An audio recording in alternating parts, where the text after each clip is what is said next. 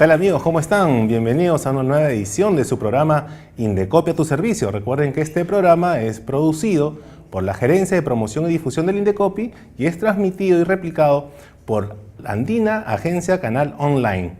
Hoy estoy nuevamente con mi compañera de turno, quien siempre está acá a mi lado. Mari Carmen, ¿cómo estás? Buenas tardes. Gracias, Jorge. Gracias por la introducción. Y la presentación. Bueno, hoy a todos nuestros seguidores, las personas que nos están ahí a través de las redes sociales, tenemos un tema muy importante para ellos. ¿Quién no se ha enfrentado ante los trámites? ¿Quién no ha hecho trámites en algún momento ante un municipio, ante algún ministerio, cualquier entidad pública? Las personas que quizás tengan una idea de negocio y van a implementar su negocio, van a una municipalidad y se enfrentan con una cantidad de requisitos que quizás no saben si tenemos que cumplir todos o no, ¿cierto, Mari Carmen? Es verdad, ese tipo de situaciones pueden afectar a cualquier persona que inicie un negocio, que tiene alguna clase de emprendimiento. Y justamente, qué bueno que mencionamos el tema, el día de ayer el Indecopy ha presentado el ranking de tres rankings en temas, ¿Tres? Sí, en temas que están vinculados a este tema, que son barreras burocráticas. El día de ayer se presentaron el ranking de las entidades públicas que más barreras burocráticas impusieron en este primer semestre del 2018, las que más eliminaron voluntariamente barreras burocráticas y también las para prevenir ese tipo de situación. Pero bueno, suena súper complicado. Barreras burocráticas. Barreras burocráticas suena complicado y justamente queremos explicar y tocar este tema para poder aclarar a todos en qué consiste este ranking y cuáles son las labores que hace el Indecopy sobre este importante tema. Sí, porque tú realmente me lo comentas, Mari Carmen, me comentas barreras burocráticas. La verdad no termino de asimilarlo. Sí, suena complicado. La verdad imagino que ustedes también están en la misma posición que yo, pero no se preocupen. Hoy hemos traído a un invitado especial que nos va a comentar, nos va a explicar justamente el Indecopy en la prevención de eliminación de barreras burocráticas. Y para eso quiero darle la bienvenida a Álvaro Guimaray. Él es funcionario representante de la Comisión de Eliminación de Barreras Burocráticas del Indecopy. Álvaro, ¿qué tal? ¿Cómo estás? Buenas tardes, bienvenido al programa Indecopy a tu servicio. Muchas gracias, buenas tardes.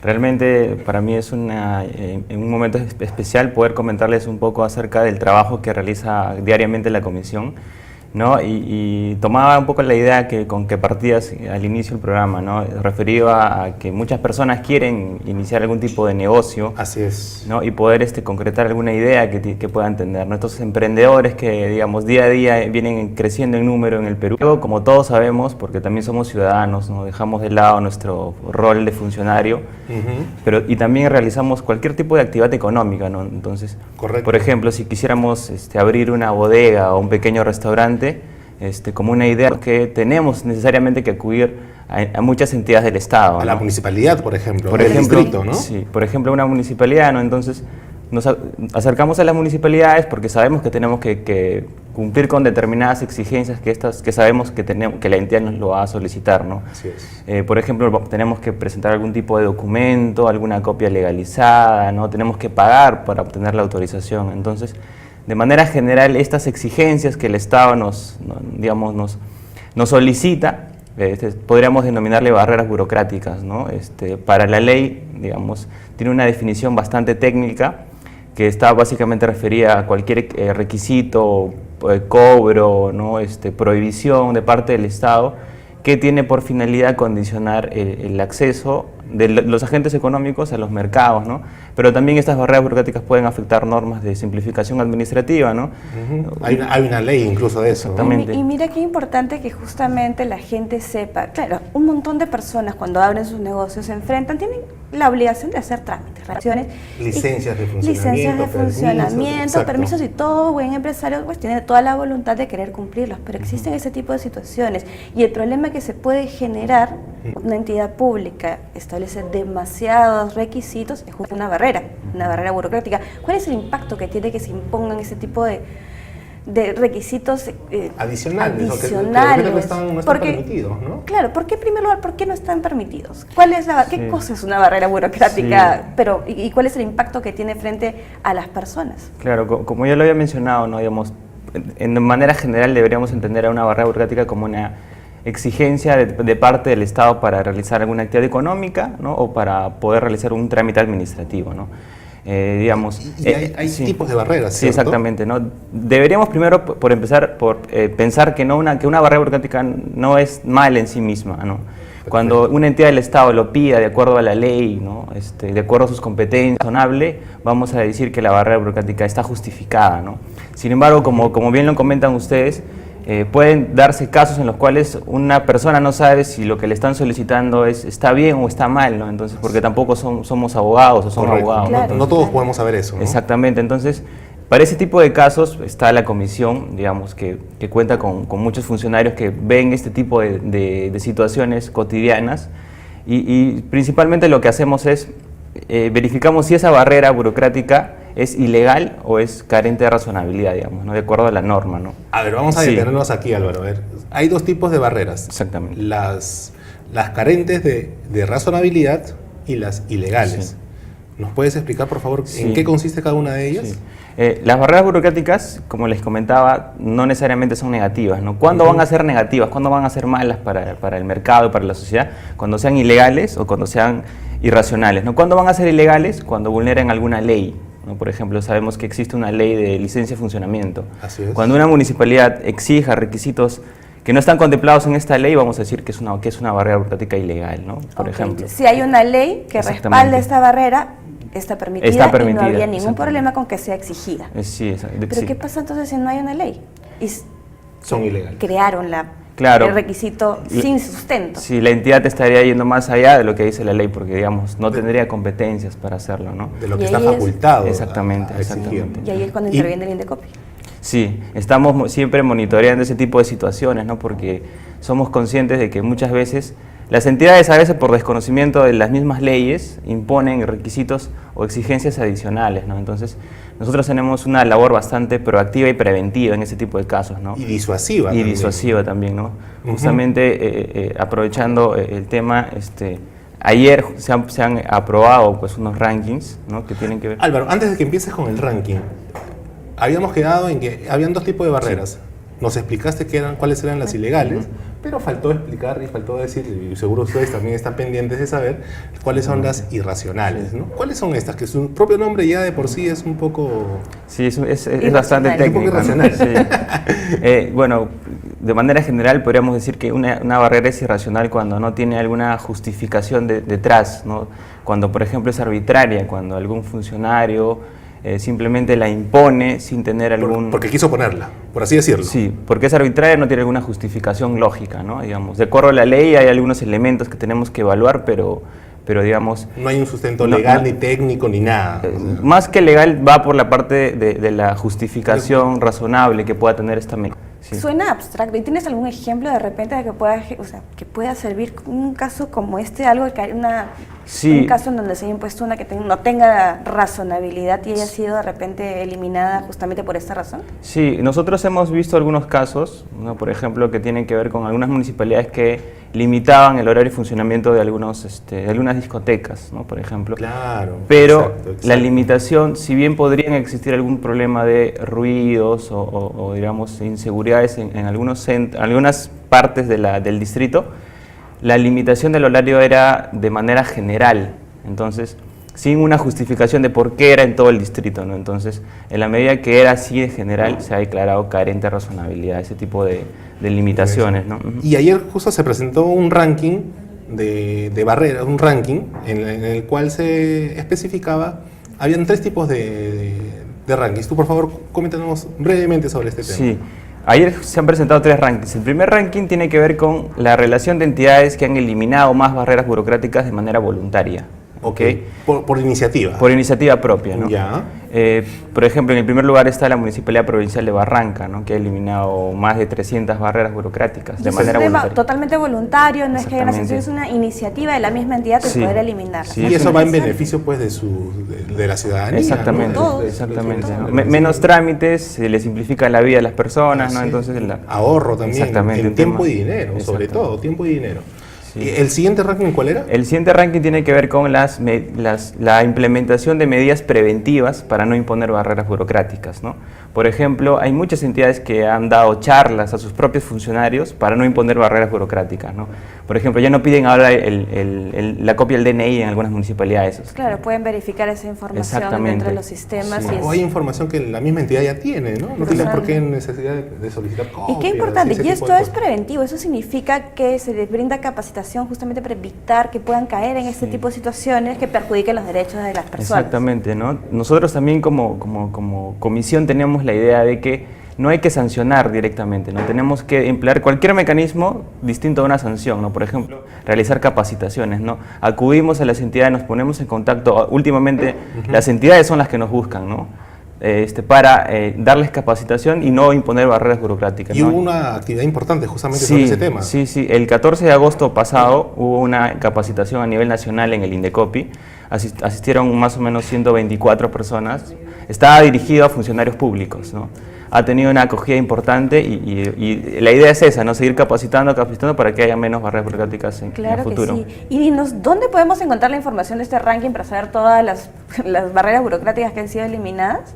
Están publicados en la página web del Indecopi, ahí tienen el detalle de todas las entidades que han eliminado barreras burocráticas, cuáles son esas barreras burocráticas y la cantidad, ¿no? de barreras. Y a las personas que necesiten saber o que tengan la duda, ¿a qué número se pueden contactar? ¿A qué número se pueden contactar? Que de repente consideren que algún trámite puede ser de repente ilegal o de repente tiene alguna de las características que has descrito como para ser, no sé, declarado barrera burocrática. ¿Cómo se pueden comunicar con ustedes? Sí, nosotros hemos lanzado el WhatsApp antibarreras. El WhatsApp antibarreras, ya lo saben. Tenemos 2 números para que los tengan siempre presente. Por favor, apúntenlo. El primero es el 9672576695 y el siguiente es el 9139126111. Perfecto, entonces ya lo saben, ahí pueden escribir si tienen alguna duda, algún trámite, están enfrentando quizás algún requisito que a ustedes les parece que está de más, pueden escribirnos a estos números y las personas encargadas de la Comisión de Eliminación de Barreras Burocráticas les va a absolver las dudas. Álvaro, yo te agradezco mucho por la visita, por el tiempo que te has dado para estar acá en el programa y explicarnos a todos sobre la labor de la comisión. No, muchas gracias a ustedes por la invitación. Muchas gracias a ti. Bueno, nosotros tras la pausa vamos a venir con otro tema muy importante también, que es acerca de la prohibición de llamadas ofreciendo unos productos o servicios. Es un tema muy importante, por favor no se muevan, a todos nuestros seguidores, quédense ahí, regresamos.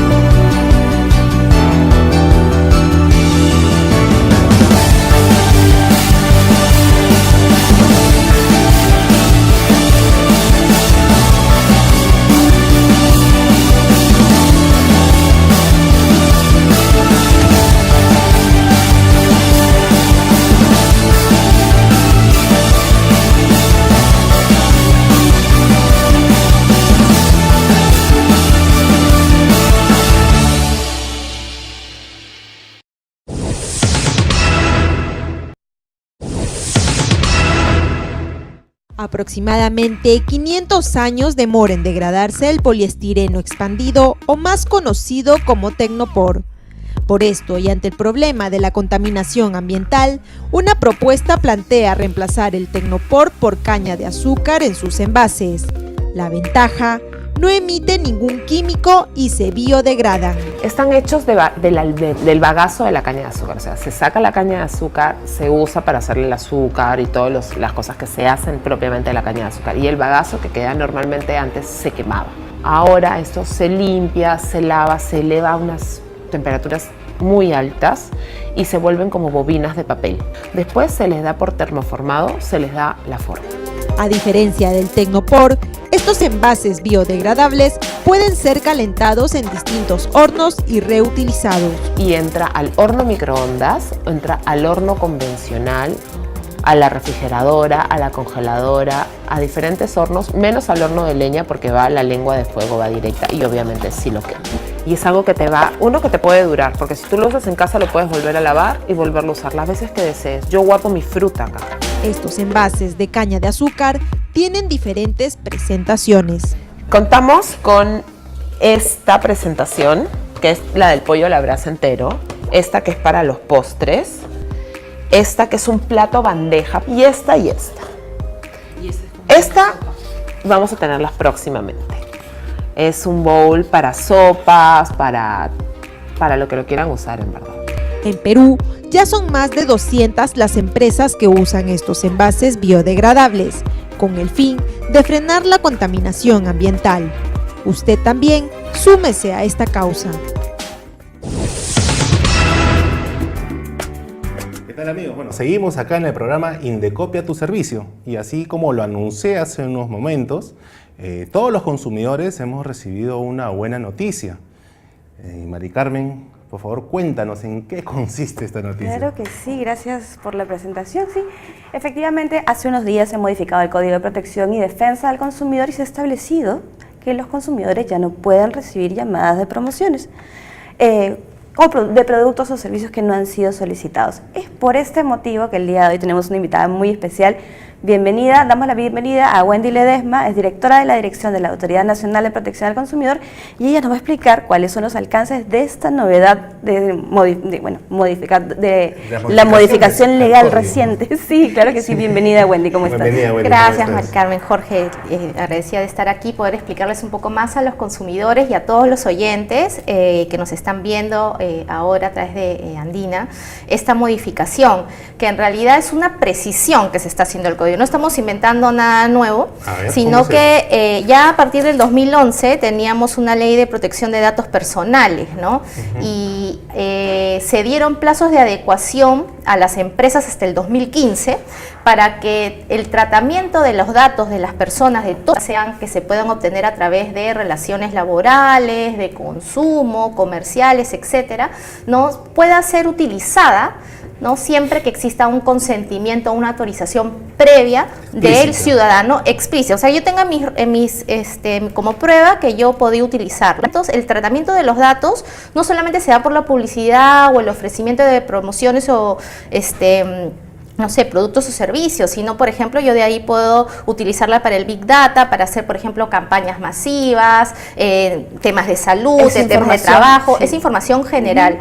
Exacto, es sensible y tenemos que finalmente, los ciudadanos en general, tener la conciencia de la importancia de cómo están tratando mis datos, que no existan estos mercados informales, ¿no? Donde yo puedo obtener esos datos y comenzar a utilizarlos de una forma inadecuada. Entonces, lo que hace esta modificación al código, esa precisión en el 58, en el artículo 58, que está enmarcado en los métodos comerciales agresivos o engañosos, es atacar una modalidad.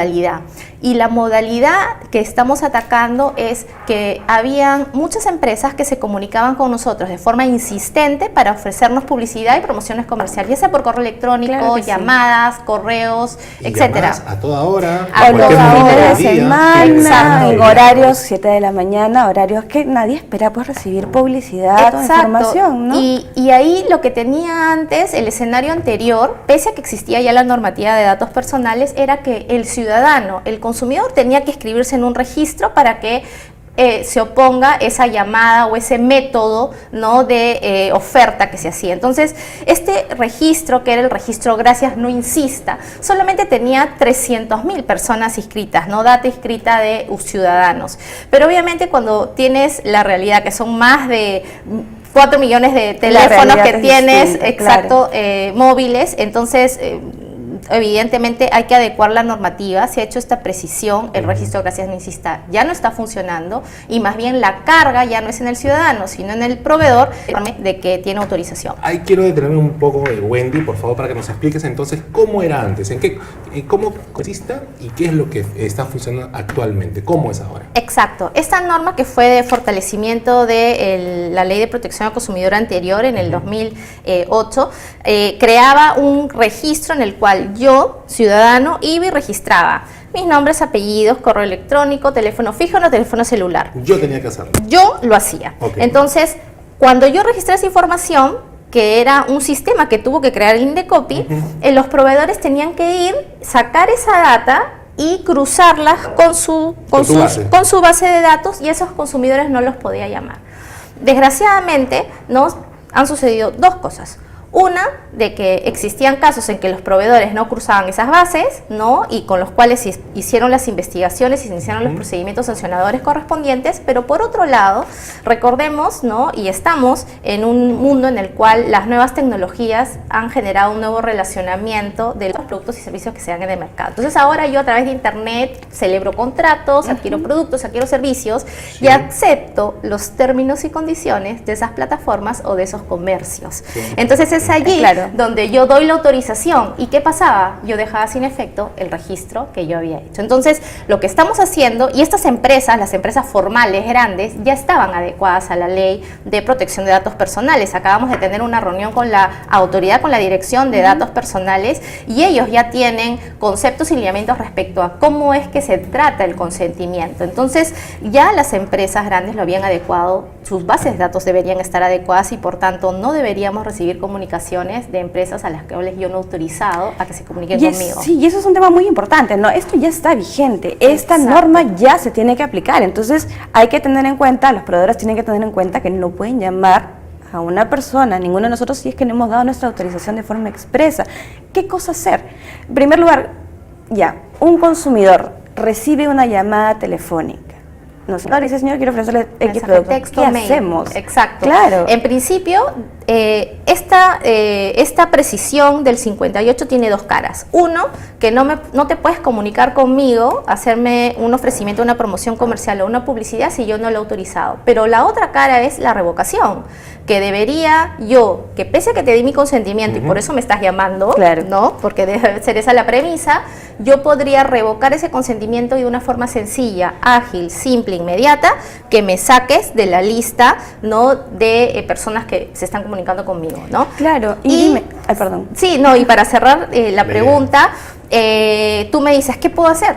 Pues reclamar, presentar un reclamo, y para ello es importante la prueba, ¿no? El mensaje de texto, la foto, la captura de pantalla, ¿no? Porque suelen ahora comunicarse a través de los teléfonos móviles, de esa oferta, de esas promociones comerciales que yo no autoricé, y eso presentarla, ¿no? Al Indecopi a través de la forma gratuita, los reclamos, o si no, también presentando una denuncia. Y ojo con esta información, sobre todo lo que nos acaba de decir Wendy, tener siempre las pruebas que acrediten la falta cometida. Por favor, ¿cuáles son las pruebas que deberíamos recabar, Wendy, para que nuestros seguidores lo puedan tener bien presente y tener en consideración cuando sucede esto? Sí, es importante capturas de pantalla, fotografías o las pruebas de los correos electrónicos que yo ya di de baja pero me siguen llegando, ¿no? También grabaciones. Ahí hemos recibido algunas sugerencias de los consumidores, ya que no todos sabemos cómo grabar las llamadas, ¿no? Y es a veces difícil estar con otro celular o otro equipo grabándolas. Pero hay que conocer, vamos a tal vez como autoridad poder flexibilizar esa información a los consumidores, pero para que aprendan a grabar la llamada, ¿no? En la cual el consumidor dice, no quiero recibir esto, sácame de la lista, para que ya no la vuelvan a llamar y lo vuelvan a estar acosando, porque ese es el tipo. El tipo en el artículo 58 del método comercial agresivo es que estas personas están sufriendo un acoso, ¿no? Llamadas repetitivas, ¿no? Que finalmente ellos no han autorizado. Entonces, dime, perdóname, lo que pasa es que a mí me preocupa el tema. No, y justamente por eso queríamos tocar el tema el día de hoy, porque es un tema que le preocupa a todas las personas. Todos hemos recibido, todos como consumidores nos hemos sentido afectados de repente cuando nos ha llamado alguna empresa a la cual no habíamos autorizado, o de repente ya nos olvidamos. Entonces, justamente mi pregunta iba en ese lado. A veces uno pues ingresa a todas las páginas web, se suscribe a un montón de promociones y accede de repente y autoriza que estos datos pues sean utilizados para que te contacte. Pero mencionaste hace un rato que yo podía decirle que no al proveedor y que ya no quiero recibir esa información.